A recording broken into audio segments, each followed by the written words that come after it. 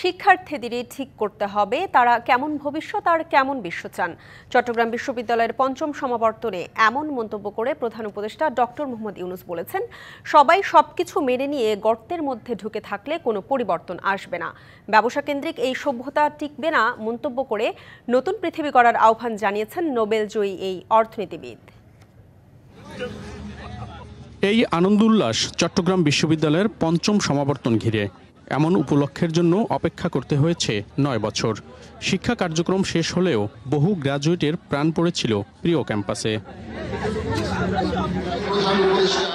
সেই মাহেন্দ্রক্ষণ যখন এলো, তখন সাথে বাড়তি পাওয়া সরকার প্রধান বিশ্ববরেণ্য ব্যক্তিত্ব নোবেলজয়ী ডক্টর মোহাম্মদ ইউনূস। এবারের সমাবর্তনের প্রধান অতিথি ও সমাবর্তন বক্তা তিনি। বুধবার দুপুরে প্রধান উপদেষ্টা যখন সমাবর্তন স্থলে উপস্থিত হন, তখন গ্র্যাজুয়েট ও বিশ্ববিদ্যালয় পরিবারের পাশাপাশি যেন অন্য এক অনুভূতিতে আবেগ আপ্লুত ডক্টর ইউনূসও।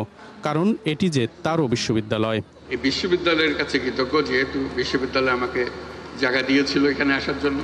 সমাবর্তন বক্তার ভাষণে শিক্ষার্থীদের ভবিষ্যৎ সম্পর্কে ঠিক করে নতুন বিশ্ব গড়ার আহ্বান জানান প্রধান উপদেষ্টা।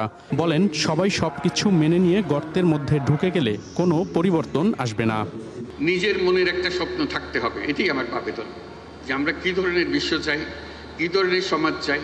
নগদ পেমেন্টে 500 টাকা পর্যন্ত ক্যাশব্যাক আর লেনদেনে প্রতিদিন ডিপ ফ্রিজ এবং ঘন্টায় ঘন্টায় এসি টিভি সহ দারুণ সব গিফট। কি ধরনের সংসার চাই, কি ধরনের শিক্ষা ব্যবস্থা চাই, এগুলো আমার মনের মাধুরী মিশিয়ে আমাকে বের করে নিতে হবে। গর্তের মধ্যে ঢুকে গেলাম, যা আছে সেটা মেনে নিলাম, তাহলে কিছুই পাল্টাবে না, কিছুই পরিবর্তন হবে না। বর্তমান সভ্যতাকে ব্যবসা কেন্দ্রিক আত্মঘাতী সভ্যতা উল্লেখ করে প্রধান উপদেষ্টা বলেন, অর্থনীতি হতে হবে মানুষকে কেন্দ্র করে। আমরা এক ব্যবসা কেন্দ্রিক সভ্যতা গড়ে তুললাম। আমরা এই সভ্যতা আত্মঘাতী সভ্যতা, এটা টিকবে না। যে অর্থনীতির ভিত্তি হবে মানুষ, যে অর্থনীতির ভিত্তি হবে তার ভবিষ্যৎ পরিকল্পনা, ভবিষ্যৎ চিন্তাধারা, কীভাবে সে নিজেকে আবিষ্কার করবে, আবিষ্কার করার প্রবণতা। অনুষ্ঠানে প্রধান উপদেষ্টা ডক্টর মোহাম্মদ ইউনূসকে সম্মানসূচক ডি.লিট ডিগ্রি দেয় চট্টগ্রাম বিশ্ববিদ্যালয়, আর সনদ দেয়া হয় প্রায় 23,000 শিক্ষার্থীকে। শিক্ষাজীবন শেষে সমাবর্তনের মধ্য দিয়ে সনদ গ্রহণ শিক্ষার্থীদের অন্যতম পাওয়া। কিন্তু এই সমাবর্তনের সবচেয়ে বড় পাওয়া বিশ্ববরেণ্য ব্যক্তিত্ব অর্থনীতিবিদ নোবেলজয়ী ডক্টর মোহাম্মদ ইউনূসের দিক নির্দেশনামূলক বক্তব্য।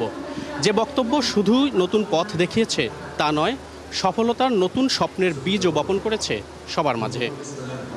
মনিরুল সোহাগ, ডিবিসি নিউজ, চট্টগ্রাম বিশ্ববিদ্যালয়, চট্টগ্রাম।